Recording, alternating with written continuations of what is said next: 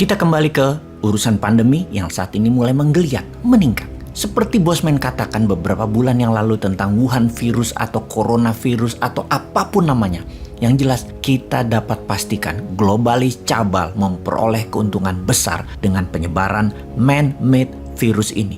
Banyak manusia jadi korban, banyak negara yang lemah jadi korban, banyak pengusaha dan pejabat jadi untung. Yang pastinya Big Pharma lah yang teruntung, terlepas mereka yang membuat atau mereka yang bermain atau mereka ambil untung dari penyelesaian masalah kesehatan virus ini. Kita detailkan, ketika Shanghai lockdown, ketika Xi Jinping dengan kejam melakukan zero covid policy dengan menutup lebih dari 21 kota termasuk kota besar ekonominya yaitu Shanghai, termasuk pelabuhan, bahkan berefek menurunnya pendapatan negara, Xi Jinping tidak peduli. Pokoknya zero aja. Nol itu virus di Tiongkok. Ini adalah sebuah kegilaan, namun ini adalah keputusan tegas pemimpin negara yang tahu sekali bagaimana mengurus negaranya di dalam negeri tanpa bantuan asing dan pendapat asing. Dunia menghujat kebijakan zero covid policy tersebut.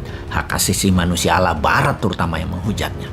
Sahabat, kok tumben Bosman memuji Xi Jinping? Nah, kalau mereka yang mengikuti video narasi Bosman sudah paham, Bosman itu pro kebijakan dalam negeri Tiongkok, tetapi anti sama kebijakan luar negeri Tiongkok, terutama masalah pembiayaan dengan hutang. Kita kembali ke topik.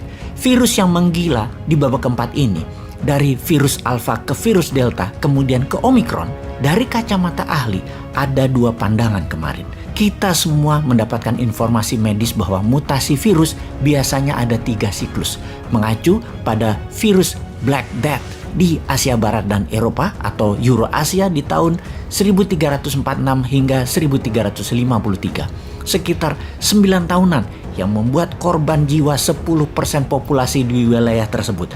Memapar sepertiga manusia di wilayah tersebut di zaman tersebut. Di wilayah Eropa, Asia Barat, dan Utara Afrika. Kemudian ada Spanish flu tahun 1918 hingga 1920 memapar sepertiga penduduk dunia dan menewaskan hampir 50 juta jiwa. Ketika di tahun 2019 November awal Corona Alpha, maka diperkirakan akan ada 3 siklus, Alpha, Delta, dan yang tertinggi kemudian Omicron. Itu pandangan pertama dengan kesimpulan harusnya virusnya saat ini sudah siklus terakhir dan selesai.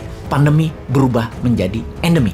Yang jadi pertanyaan adalah ketika Omicron terjadi, maka banyak yang bertanya, terutama tenaga medis, baik dokter, perawat, dan dunia farmasi obat-obatan yang merawat Omicron dengan metode Delta ternyata tidak terlalu efektif dan mengubah formula kesehatannya baru bisa teratasi Omicron tersebut. Artinya apa? Begini disederhanakan, obatnya Alpha dan Delta beda dengan obatnya Omicron. Maka ada pertanyaan bagi yang memiliki pandangan beda dengan pandangan pertama yang mengatakan Omicron mutasi terakhir. Di mana pandangan kedua adalah jangan-jangan Omicron adalah Alpha. Nanti ada gelombang berikutnya Delta Omicron atau apalah namanya, siklus mutasi Omicron Alpha. Ya, mana kita tahu, kita bukan saintis. Kita juga bukan ahli biologi virus, tapi kita punya common sense aja, akal sehat, yang mungkin curious, ingin tahu lebih dalam. Untuk itu, ketika cara penanganan Tiongkok dalam 3 bulan ini sangat kejam, melakukan lockdown di mana-mana, maka kita kritis bertanya,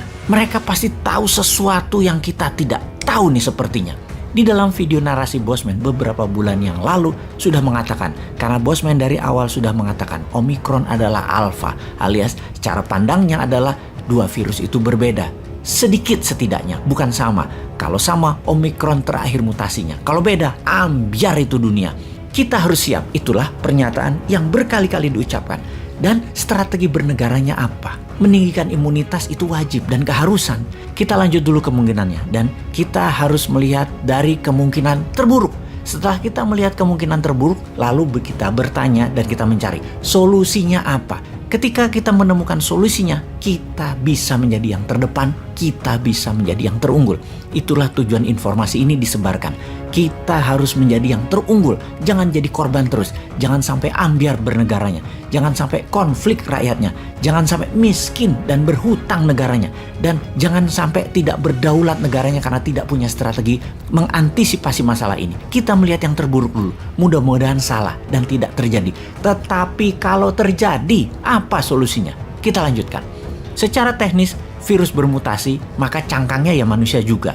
Dia berada dalam tubuh manusia dalam masa kira-kira 6 sampai 9 bulan, masa siklusnya. Kemudian bermutasi. Jadi kalau dari Omicron di Tiongkok, mengapa 3 bulan yang lalu atau bulan Maret di lockdown? Karena 6 sampai 9 bulan sebelumnya, gelombang ketiga terjadi duluan di Tiongkok. Gelombang ketiga di India, Amerika, dan Eropa jadi 3 bulan setelah Tiongkok tersebut. Dan ingat, Tiongkok selalu duluan. November 2019, Wuhan duluan. Baru Indonesia 6 bulan setelahnya. India, Amerika, Eropa 3 bulan puncaknya setelah Wuhan. Jadi 3 bulan yang lalu Tiongkok kena gelombang 4. Maka India, Amerika, Eropa Juni, Juli ini diperkirakan. Dan Indonesia Juli, Agustus akan menerima gelombang keempat tertingginya. Begitukah usia booster yang katanya 1 tahun ternyata tidak efektif alias kurang dari 6 bulan sudah hilang efeknya. Antibodi sudah pada menurun semua, terutama manusia di perkotaan. Benarkah begitu? Kita lanjutkan pertanyaan kita. Kalau benar ini gelombang keempat adalah mutasi alfa 2-nya Omicron, maka untuk menggenapi siklus 3 kalinya, apakah akan ada mutasi delta menjadi gelombang kelima dan mutasi delta Omicron menjadi gelombang ke-6 yang terakhir? Sekarang baru akan masuk gelombang keempat gitu. Begitukah? Mohon penjelasannya wahai pejabat dan ahlinya. Ini pertanyaan-pertanyaan yang ada di benak kami. Benak saya sih, manusia bodoh yang aku pintar ini. Dan apa solusi yang harus kita melihat hal itu? Apapun masalah yang terjadi, ini adalah peluang. Mohon penjelasan. Kalau nggak ada, mohon lengser di tahun 2024 ya. Termasuk yang semodel cara bernegaranya. Ora usah ikut tanding. Lah sama aja kelolaannya. Begitu kan? Sontoloyo bener nih bosman. Jancuk kon bosman.